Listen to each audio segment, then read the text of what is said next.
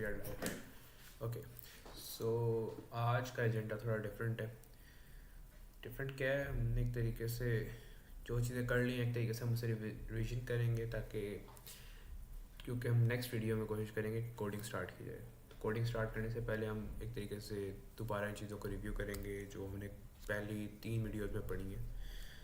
खैर third video में नहीं, क्योंकि थर्ड वीडियो में हमने एक तरीके से जो 2 चीज़ें अंडरस्टैंड नहीं कर पाए थे उनको हमने दोबारा से डीप डाइव की थी उसके अंदर। और उसके बाद अब हम जो है वो 1 या 2 टॉपिक्स हमारे थे जो रह गए थे, हम उस पर जाएंगे।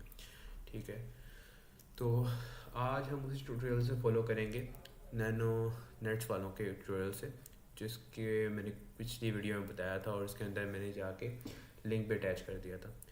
तो आज भी शायद मैं कमेंट सेक्शन में लिंक अटैच कर दूँ, बट देख लेते हैं, अगर कर सकूँगा मैं कर लूँगा, अदरवाइज़ हम यहीं से वैसे देख सकते हैं।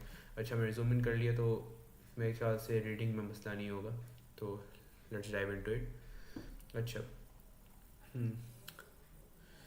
तो जहाँ से हमें स्टार्ट करना चाहिए, हमें रैक्स से स्टार्ट करना चाहिए, क्योंकि रैक्स की हमें अंडरस्टैंडिंग हो गई थी पहली वीडियो जिसने भी देखी है उसके लिए एक तरीके से रिकैप करवा देते हैं, जिसने नहीं देखी उसके लिए रिकैप करवा देते हैं। अच्छा, रैक जो सिस्टम्स होते हैं वो एक तरीके से डॉक्यूमेंट सर्च इंजन होते हैं। ठीक है, डॉक्यूमेंट सर्च इंजन आपने बनाना हो, उसके साथ आपने चैट करनी हो अपने डॉक्यूमेंट्स के थ्रू, कि मतलब आप चाहते हैं कि अपने डॉक्यूमेंट्स की इन्फॉर्मेशन के थ्रू आप चैट कर सकते हैं, कि आप चैट कर रहे हैं उसमें आप एक तरीके से रिट्रीव कर रहे हैं इन्फॉर्मेशन और उसे यूज़ कर रहे हैं किसी भी फॉर्मेट में, तो यूटिलाइज़ कर रहे हैं। तो एक तरीके से वो रैक सिस्टम्स होंगे। चैट भी हो सकती है, सिर्फ क्यूरी इंजन भी हो सकता है, और उसके अंदर एजेंट्स भी हो सकते हैं। लेकिन एजेंट्स की हमने डिटेल डिस्कशन की है वीडियो 2 में इस सीरीज़ की, तो आप देख सकते हैं।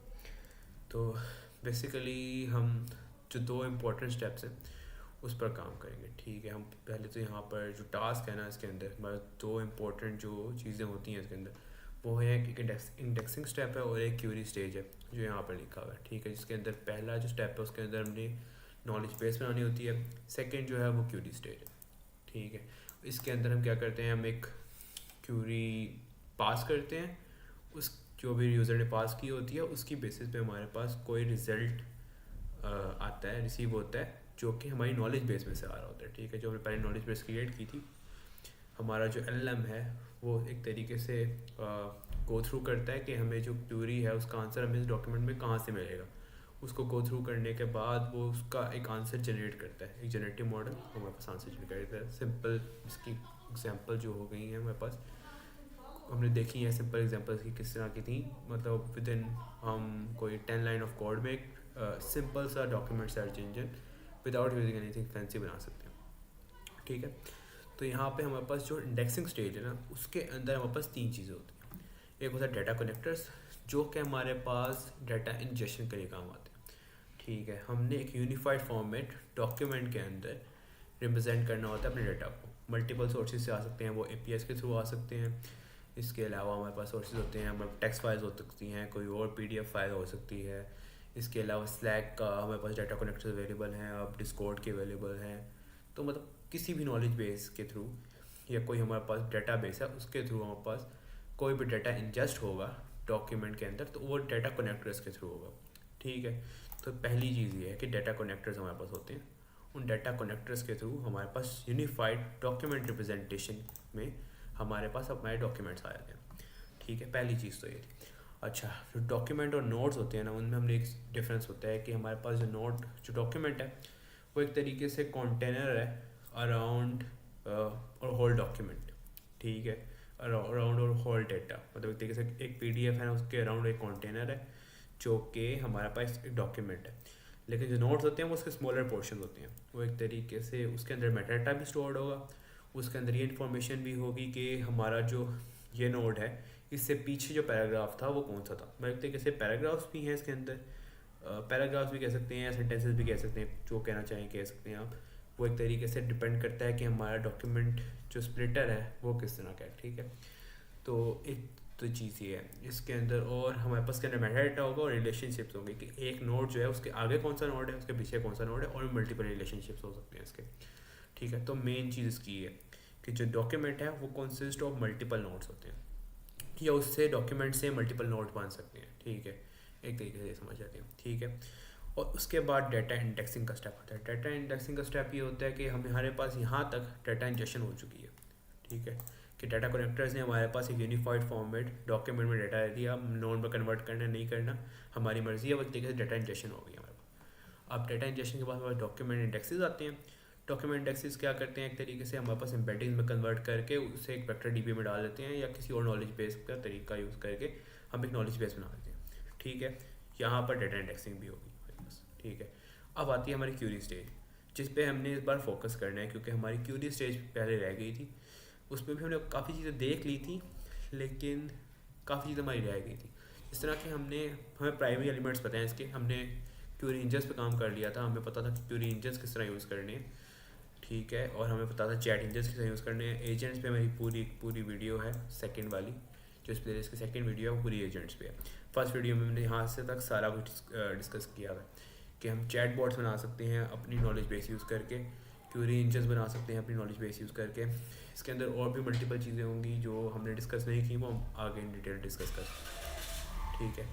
अच्छा, अब जो भी हमारे पास एक तरीके से क्यूरी इंजन है ना, क्यूरी इंजन हो गया, चैट इंजन हो गया, एजेंट्स हो गए, वो तीन ऐसे पार्ट्स हैं जो मतलब यूज़ करते ही करते हैं, ठीक है। जो हमारे पास क्यूरी वाला आगे काम आता है, इंडेक्सिंग के बाद जो क्यूरी वाला काम आता है, उसके अंदर तीन कंपोनेंट्स हैं, एक रिट्रीवर्स है, एक नोड पोस्ट प्रोसेसर्स है, और एक रिस्पॉन्स सिंथेसाइजर्स है, ठीक है। इसके अंदर क्या होता है, पहले हमारे पास जो भी लेट्स सपोज टॉप 10 हम चाहते थे कि हमारे पास सब डॉक्यूमेंट्स आ जाए, सब जो नोड्स हैं वो आ जाए, ठीक है। हमने एक क्यूरी सर्च की, हमारे पास डाटा वो 1000 ऑफ नोड्स थे। अब उन 1000 ऑफ नोड्स के अंदर से जो टॉप 10 थे ना, वो रिट्रीव हो गए, इसीलिए हम इसे रिट्रीवर्स कहते हैं। ये क्या करते हैं, हमारे पास उन रेलिवेंट नोड्स को रिट्रीव करके देते हैं। अब नोड प्रोसेसर्स क्या होते हैं, नोड पोस्ट प्रोसेसर्स का काम ये होता है कि जब हमारे पास लेट्स सपोज कोई हमने रेलिवेंट इन्फॉर्मेशन रिट्रीव हो गई है, रेलिवेंट नोड्स रिट्रीव हो गए, उसके बाद हमने उसकी पोस्ट प्रोसेसिंग करनी है, जिसमें हम री रैंकिंग कह सकते हैं, फिल्टरिंग कह सकते हैं। फॉर एग्जांपल हम चाहते हैं कि हमारे पास एक स्पेसिफिक सिमिलैरिटी है, एक थ्रेशोल्ड है, हम चाहते हैं कि उससे ऊपर के जितने भी नोड्स हैं हम सिर्फ उस पर काम करें, बाकी को हम इग्नोर कर दें। तो एक तरीके से नोड पोस्ट प्रोसेसर्स जो है ना, उन पे उनकी कोई टेक्निक यूज़ करके हम ये काम कर सकते हैं। अब लास्ट ही हमारे पास आता है, एक तरीके से ये इंटरमीडिएट स्टेप है, ठीक है।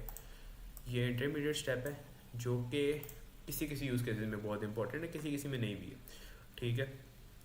तो और लेकिन ये जो चीज़ है ना, ये और ये दोनों कंपल्सरी हैं। अगर हम नोड पोस्ट प्रोसेसर्स ना भी यूज़ करें, मेरे ख्याल से हमें ज़रूरत कोई ख़ास फ़र्क नहीं पड़ेगा, क्योंकि हमारा इंजन काम करेगा। क्योंकि रिट्रीव अगर हमारे पास डॉक्यूमेंट्स हो गए हैं, ठीक है, और हमारे पास LLM काम कर रहा है जो कि एक रिस्पॉन्स बना के दे रहा है हमें उन रिट्रीव नोट्स की बेसिस पे, तो हमारा काम पूरा हो रहा है, ठीक है। लेकिन एक तरीके से एडवांस एप्लीकेशन में, मोर एक्यूरेट एप्लीकेशन में, या यूज़र स्पेसिफिक एप्लीकेशन में नोड पोस्ट प्रोसेसर्स का काफ़ी अच्छा किरदार हो सकता है, ठीक है। तो जो रिस्पॉन्स सिंथेसाइजर्स है वो क्या करता है, हमारे पास जितने भी नोड्स यहाँ पे रेलिवेंट नोड्स गेट हुए हैं और हमारे पास यूज़र की क्यूरी थी, ठीक है, उसको कंबाइन करके एक प्रॉम्प्ट बनाता है। उस प्रॉम्प्ट के बेसिस पे ये एक आंसर जनरेट करते हैं। अब रिस्पॉन्स सिंथेसाइजर्स में मल्टीपल टेक्निक्स हैं, वो हम टेक्निक्स आगे देखेंगे, ठीक है। यहाँ पर अब जितनी भी इंडेक्सिंग से रिलेटेड चीज़ें आई हैं ना, उससे मैं इग्नोर करूँगा, ठीक है, क्योंकि हमने ये चीज़ें काफ़ी देख चुके हैं। मैं बस रीडर से एक बार आपको दिखा देता हूँ बोल के। सिंपल फाइल डायरेक्टरी रीडर था, जिसके अंदर से आपको ये फाइल रीड कर सकते हैं। नोशन रीडर है, इसमें नोशन के डाटा को इंजेस्ट कर सकते हैं। स्लैक रीडर है, एयर टेबल है, एपीफायर है, इसमें स्क्रॉलिंग वगैरह सारा काम हो जाता है, ठीक है। अब मतलब आपने कोई भी और भी एक्सप्लोर करने होंगे जो आपको ज़रूरत होगी, तो आप एक तरीके से लामा इंडेक्स की गाइडलाइंस देख सकते हैं, उसके मॉड्यूल की गाइडलाइंस देख सकते हैं। आपको आइडिया हो जाएगा कि आपके लिए बेसिकली कौन सा अच्छा है। आप इसके अंदर शायद S3 भी आपको मिल जाए, और भी काफ़ी सारी चीज़ें मिल जाएंगी, तो आप एक तरीके से देख सकते हैं, या अपना वैसे बना सकते हैं। इसी क्लास मेरे ख्याल इतनी मुश्किल नहीं है बनाने में, और हम इसको प्रैक्टिकली जब कर रहे होंगे, हम कुछ ना कुछ कोशिश करेंगे कि डेमो एप्लीकेशंस में यूज़ कर सकें अपनी कोई स्पेसिफिक चीज़, ठीक है। अच्छा, अब यहाँ पर इसने डाटा लोड किया है विकीपीडिया के थ्रू, ठीक है। पर इसने विकीपीडिया का जो रीडर था उसको डाउनलोड किया, और उसके बाद उसने डायरेक्टली इसको यूज़ करके डाटा इंजेस्ट कर लिया, ठीक है। यहाँ पर डॉक्यूमेंट्स के पास आ गए, इंजेस्ट करने के बाद यहाँ डॉक्यूमेंट्स आ गए एक तरीके से यूनिफाइड फॉर्मेट में, ठीक है। उसने एक तरीके से इन 3 पेजेस के थ्रू डाटा एक्सक्रैप कर दिया। अब हम आते हैं अच्छा, सिंपल नोट पार्सर वगैरह वाली जो चीज़ें थी ये हम कर लें कि ना करें? अच्छा, एक तरीके से देख लेते हैं कि हमने एक तरीके से सिंपल नोट पार्सर बनाया, ठीक है। इसकी बेसिस पे हमारे पास नोट्स बन गए। हमने डॉक्यूमेंट जो थे हमारे पास जो यहाँ रिट्रीव हुए थे विकीपीडिया डॉक्यूमेंट्स, हमने इसको डायरेक्टली सिंपल नोट पार्सर के थ्रू पार्स कर दिया और इसकी बेसिस पे हमारे पास नोट्स आ गए, ठीक है। अब बाकी हमारे पास एडवांस सेटिंग्स भी होती हैं कि हम टेक्स्ट पे स्प्लिट करना चाहते हैं, मेटा डेटा इंक्लूड करना चाहते हैं वगैरह वगैरह। इसमें सारी चीज़ें आती हैं कि टेक्स्ट स्प्लिटर जो है उस पर टोकनाइजर भी कर सकते हैं, सेंटेंस स्प्लिटर भी होता है, और भी मल्टीपल चीज़ें होती हैं। जैसे सेंटेंस स्प्लिटर यहाँ पे आया हुआ है, उसने बताया है किस तरह आपने इसको डिफाइन करना है और डिफ़ॉल्ट के बजाय इसको किस तरह यूज़ कर सकते हैं। ये सारी चीज़ें बताई नहीं है, लेकिन हम इसमें नहीं जाएंगे, हम अपने यूज़ केसेस के बेसिस पर देखेंगे। लेकिन अगर आपने अंडरस्टैंड करना हो तो आप उसको देख सकते हैं। ये डॉक्यूमेंटेशन मतलब एजेंट्स के अलावा मैं इसको रिकमेंड करूँगा, क्योंकि एजेंट्स पे इसने यहाँ पर जो चीज़ें बताई हुई हैं वो इतनी डिटेल में नहीं है। और जो मैंने खुद एजेंट्स एक्सप्लोर किए थे सेकेंड वीडियो में, जो मैंने पैटर्न के थ्रू जो लामा इंडेक्स एजेंट पैटर्न्स था, उसमें ज़्यादा बेहतर मैंने एक्सप्लेन किए हैं। अगर आप एजेंट समझ आते हैं तो आप सेकंड वीडियो देख लें। अगर नई वीडियो देखना चाहते हैं तो डायरेक्टली उसके जो लिंक प्रोवाइड मैंने किया हुआ है उसके अंदर, वो आप उस पर जाकर देख सकते हैं, आपको ज़्यादा बेहतर समझ आ जाएगी। अच्छा, इसके बाद उसने इंडेक्सिंग बनाने वाले काम किया हुआ है कि डॉक्यूमेंट स्टोर बनाया है, ठीक है। और मतलब ये चीज़ें मैंने पढ़ी नहीं है, इसलिए मैं इसको स्किप करूँ सारी चीज़ों को। वेक्टर स्टोर बना लिया, उसका एज क्यूरी इंजन भी वो यूज़ कर सकेगा, ठीक है। स्टोरिंग भी कर सकते हैं हम डाटा की, ये भी अपनी चीज़ें डिस्कस की हैं फर्स्ट वीडियो में कि स्टोरिंग किस तरह की जाती है। और इसके बाद हमारे पास स्टोरेज कंपोनेंट्स आ गए हैं। स्टोरिंग का ही चीज़ें सारी चल रही हैं इस टाइम। ये हम जब बना रहे होंगे ना अपनी एप्लीकेशन, तो हम ज़्यादा इसको बेहतर एक्सप्लोर कर सकेंगे। अच्छा, इसके बाद हम यहाँ पे ऐसे क्यूरी इंजन यूज़ कर रहे हैं, ठीक है। अब आप यहाँ पे देखें और चेक करें कि यहाँ पे आपके पास जो हमने बात की थी जिनकी चीज़ों के बारे में कि हमारे पास रिट्रीवर्स हैं, नोट पोस्ट प्रोसेसर्स हैं और रिसीवर्स हैं, वो तीनों चीज़ें हमारे पास जो यहाँ पे नहीं है, ठीक है। तो असल में ये अंडर द हुड यही चीज़ें काम कर रही होती। जब हम क्यूरी इंजन यूज़ कर रहे हैं ना, इसके अंदर ही सारी चीज़ें इंक्लूड हो रही हैं। तो अगर हम इसको नीचे जाके देखें तो शायद वहाँ पे उन्होंने बताया हुआ हो कि क्या चीज़ें यूज़ हो रही हैं अंदर, ठीक है। अच्छा जी, यहाँ पे देखें रिट्रीव, और मैं आपको उस चीज़ का बता देता हूँ। यहाँ पे एक मल्टीपल क्यूरीज थी, एक क्यूरी आपने दी थी, एक तरीके से यहाँ पे मेरे ख्याल से इसको ना ये सब क्यूरी इंजन था, ठीक है। एक तरीके से सब क्यूरी इंजन था, उसने क्या किया था, एक क्यूरी ली थी और इसको मल्टीपल क्यूरीज में कन्वर्ट किया। तो अब उसने हर क्यूरी का यहाँ पे डिबग का ऑप्शन ट्रू किया हुआ है। डिबग का ऑप्शन ट्रू करना हम प्रैक्टिकल एग्जांपल में देखेंगे किस तरह करना है, लेकिन मैं ऊपर दिखा भी देता हूँ आपको किस तरह डिबग का ऑप्शन हमें करना है, ठीक है। ये कॉल बैक जो है ना, कॉल बैक मैनेजर उसने यूज़ किया, लामा डिबग को यहाँ पास कर दिया, ठीक है। और एक तरीके से जब इसको सर्विस कॉन्टेक्स्ट में हम उसने रैप किया और इसको पास कर दिया सर्विस कॉन्टेक्स्ट को, ठीक है। तो बेसिकली अभी मैं स्किप थ्रू कर रहा हूँ, बाद में हम जब कोडिंग करेंगे तो हम ज़्यादा इसको डिटेल में देख लेंगे। तो इसकी बेसिस पे हमारे पास एक्स्ट्रा इन्फॉर्मेशन आ जाती है जो डिबगिंग के लिए बड़ी यूज़फुल, ठीक है। और इस डिबगिंग की वजह से हम चेक कर पा रहे हैं कि जो हमारे पास रिट्रीवर और सिंथेसाइज़र किस तरह काम कर रहा है। यहाँ पे देखिए, मैं आपको जूम कर लेता हूँ इसके अंदर, शायद जूम करने से ज़्यादा बेहतर आइडिया हो जाए। अच्छा, खैर ये इसके ऊपर आ गया।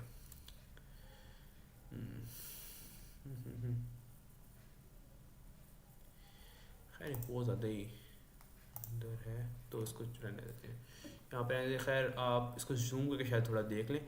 इसके अंदर क्या है, एक हमारे पास चीज़ आ रही है रिट्रीव की और एक आ रही है सिंथेसाइज की। दो नोड्स हैं ये आपको शायद अच्छे नज़र ना आ रहे हो, लेकिन बस पे विद मी। खैर इसको जूम करके अगर आप देख सकेंगे अपने फुल स्क्रीन पे तो शायद आपको ज़्यादा बेहतर नज़र आएगा। एक यहाँ पे रिट्रीव का फंक्शन है, यहाँ पे सिंथेसाइज का फंक्शन है। ये जो रिट्रीवर है और ये सिंथेसाइज़र है, ठीक है।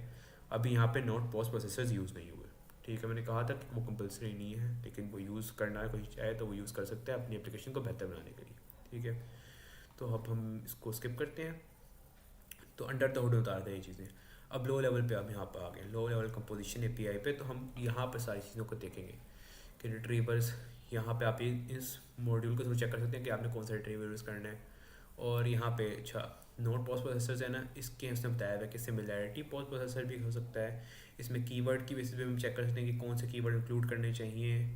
हमने अपने जो रिस्पॉन्साइजर है ना उसके अंदर जो हमारे पास नोड्स हैं उसके अंदर ये कीवर्ड्स इंक्लूडेड हों और ये कीवर्ड्स इंक्लूडेड ना हो, हम ये चीज़ें बता सकते हैं। ठीक है, इस तरह और चीज़ें हैं इसकी, ये आप सारी चीज़ें एक बार देख सकेंगे। ठीक है, परसेंटाइल कट ऑफ कर सकते हैं हमें बैटिंग्स के थ्रू कि हमारे पास क्या परसेंटाइल आ रही है वगैरह वगैरह। ठीक है, हम सारी चीज़ें एक बार देख सकते हैं। और एक बार हम ये कर सकते हैं कि फॉर एग्जांपल हमारे पास हमने ADA की एम्बेडिंग्स यूज़ की थी पहले। ठीक है, और हम अपने यहाँ पे चाह रहे हैं कि जो हमारी एम्बेडिंग्स आई है ना बाद में, उसकी सिमिलैरिटी जो है ना वो री रैंक हो सेंटेंस ट्रांसफॉर्मर की बेस पे, तो हम इसकी बेस पे कर सकते हैं। बाकी और भी इसकी नोट पोस्ट प्रोसेसर की टेक्निक हैं और जो हमें उस टाइम चाहिए होंगे वो देख लेंगे। अभी काफ़ी ज़्यादा है तो मैं स्किप थ्रू कर रहा हूँ क्योंकि हमने इसको इतनी डिटेल में देखना नहीं है।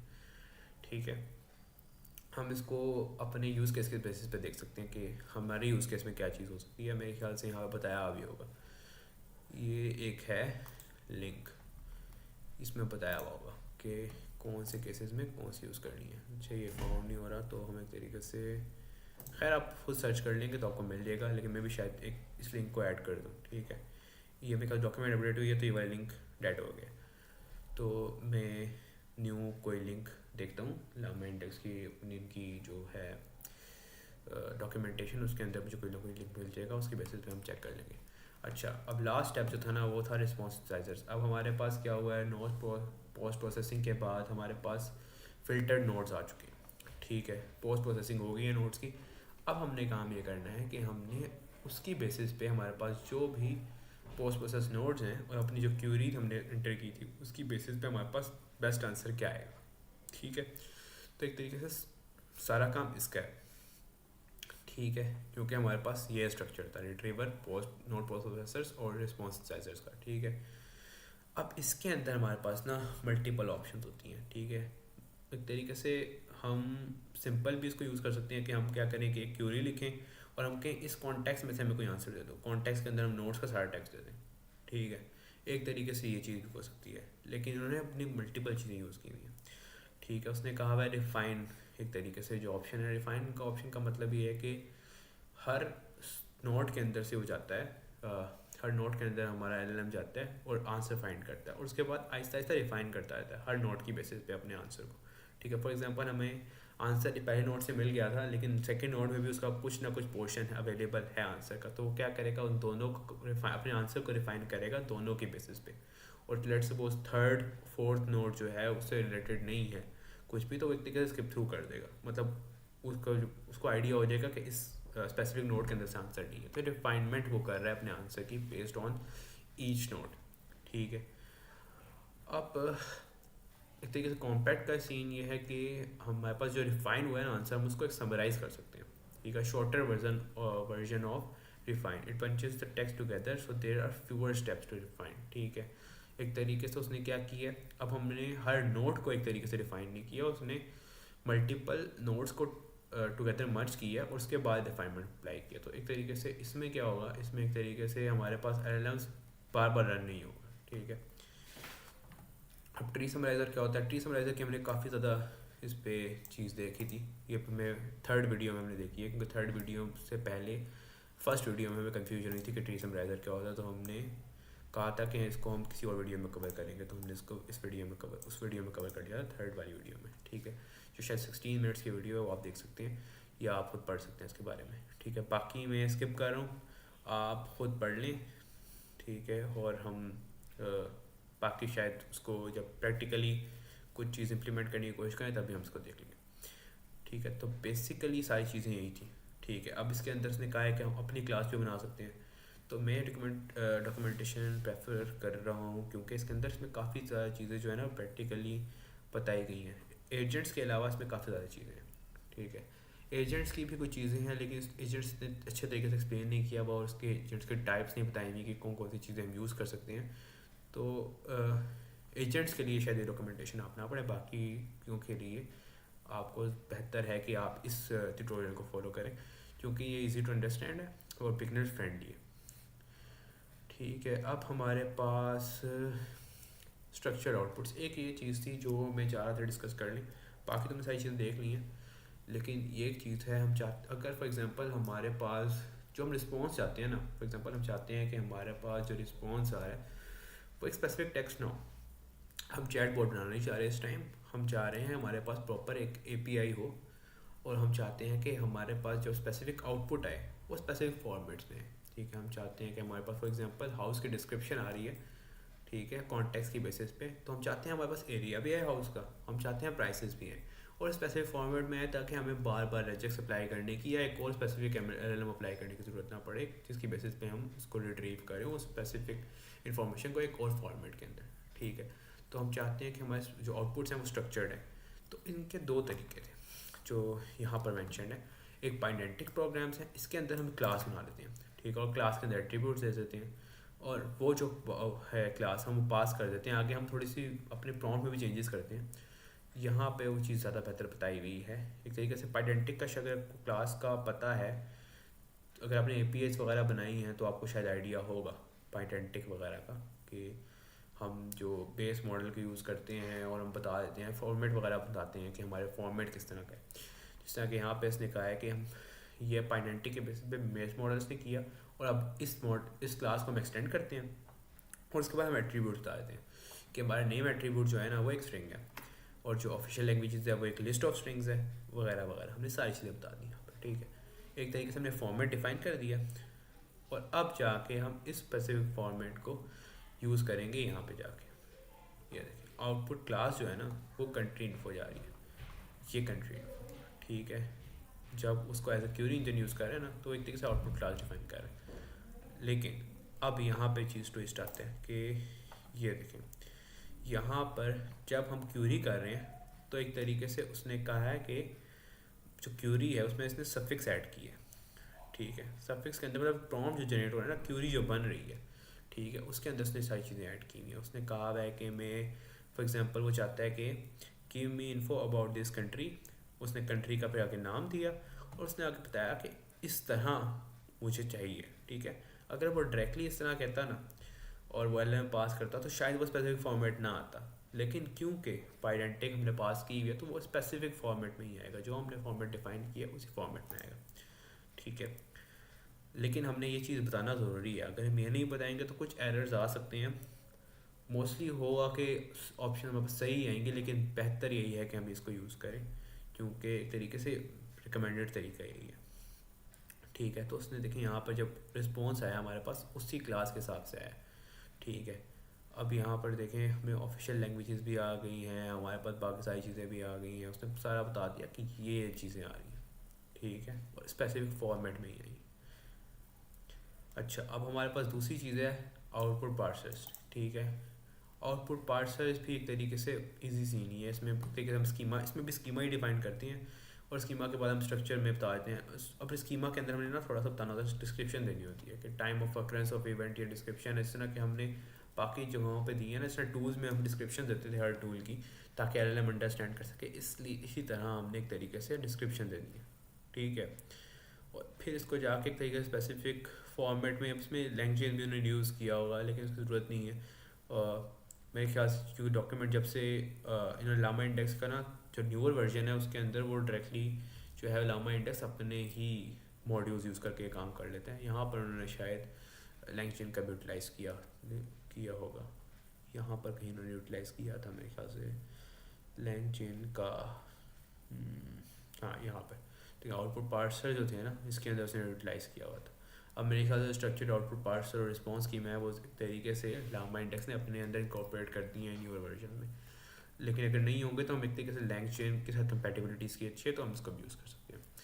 तो बेसिकली यहाँ पे मैं आपको आउटपुट दिखाता हूँ, जिस तरह यहाँ देखें ये जेसन फॉर्मेट के अंदर हमारे पास रिस्पॉन्स आना शुरू हो गए। ठीक है, क्योंकि हमने इसकी मॉडिफाइड किया तो हमारे पास ये चीज़ें बड़ी आसान हो गई। अच्छा, तो बाकी आगे जो है वो यहाँ पे थोड़ी और चीज़ें आएंगी, चैट इंजन्स वगैरह आ गए हैं, क्यूरी इंजन्स वगैरह आ गए, लेकिन हमने सारी चीज़ें देखी हुई है, रिएक्ट एजेंट हमने देखा है, तो हमें बाकी सारी चीज़ें हमने एक तरीके से डिटेल में डिस्कस की हैं। तो ये कुछ चीज़ें थी जो रह गई थी हमारे पास, तो आज मेरे ख्याल से काफ़ी है। अब हमारे पास एक तरीके से थ्योरेटिकल अंडरस्टैंडिंग हमारे को काफ़ी हो चुकी है। हमें आइडिया है कि एक तरीके से LLM हमारा पूरा का पूरा रैग मॉडल किस तरह काम कर रहा है, क्या क्या चीज़ें इंक्लूड होती हैं। मतलब एक तरीके से अगर आपको पहले बिल्कुल बेसिक्स भी नहीं पता नहीं तो आपको इतनी अंडरस्टैंडिंग होगी है कि आपके सामने कोई रैग मॉडल आएगा तो आपको आइडिया हो जाएगा कि ये इसमें क्या क्या चीज़ें यूटिलाइज़ करनी है। और कम से कम मतलब आपको स्पेसिफिक्स नहीं पता होंगे तो आपको रफ़ आइडिया तो होगा। अब इस रफ़ आइडिया के बेसिस पे हम इसको जब रिफाइनमेंट करेंगे ना, तो एक तरीके से हम कोडिंग करते हुए रिफाइनमेंट कर लेंगे। आपको उससे ज़्यादा बेहतर आइडिया हो जाएगा कि हमने क्या क्या चीज़ें किस तरीके से लेके चलनी है, किस प्रोजेक्ट को किस तरीके से लेके चलना है। हर प्रोजेक्ट में चीज़ें डिफरेंट होंगी। जिस तरह कि हमारे पास कोई फॉर एग्जांपल लॉ डॉक्यूमेंट्स हैं, उसके अंदर हमें स्पेसिफिक फॉर्मेट में चाहिए चीज़, तो फॉर्मेट हम डिफ़ाइन कर सकते हैं। फॉर्मेट नहीं चाहिए तो हम किस तरह चीज़ें लेके चलेंगे, ठीक है, कौन कौन सी चीज़ें हमने इंक्लूड करनी है, कौन कौन सी चीज़ें हमने इंक्लूड नहीं करनी, कौन कौन सी चीज़ें for example note post processors हैं वो हमने यूज़ करनी है कि नहीं करनी, वो हमें आइडिया हो जाएगा। तो that's it from the stream. आगे हम इंशाल्लाह जाएंगे और कोडिंग पे आगे नेक्स्ट स्ट्रीम में हम शिफ्ट करेंगे और कोडिंग हम स्टार्ट करेंगे इसकी। Okay, thank you guys.